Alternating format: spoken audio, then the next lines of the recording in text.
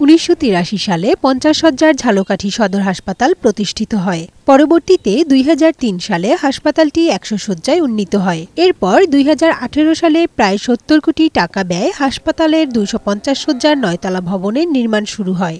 1.5 বছরে প্রকল্পের কাজ এখনও শেষ করতে পারেনি নির্মাতা প্রতিষ্ঠান কোহিনুর এন্টারপ্রাইজ জিএম কনস্ট্রাকশন। কয়েক দফা বেড়েছে প্রকল্পের মেয়াদ। নির্মাণ কাজ শেষ না হলেও তড়িঘড়ি করে 2023 সালের 17 অক্টোবর নতুন ভবন উদ্বোধন করা হয়।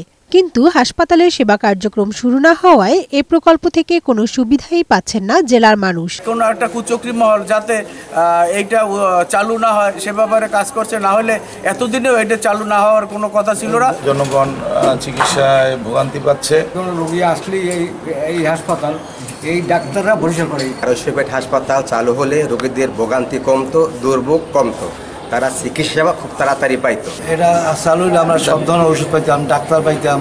হাসপাতাল কর্তৃপক্ষ বলছে ভবনটির নির্মাণ কাজ অসমাপ্ত, লিফট স্থাপনের কাজও বাকি। প্রয়োজনীয় জনবল পেলেই হাসপাতালটি চালু করা হবে বলে জানিয়েছেন জেলার সিভিল সার্জন। 250 শয্যা করা হলে জনবলের একটা সংকট থাকবে, সেই সংকটটার জন্য আমরা চালু করতে পারছি না। অন্য যে কাজগুলি অসম্পূর্ণ রয়েছে সেগুলি সম্পূর্ণ করে দিলে আমরা খুব তাড়াতাড়ি নতুন ভবন চালু করতে পারব।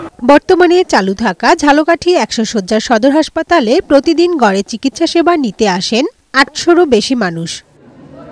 কানিজ নুসরাত, বৈশাখী সংবাদ।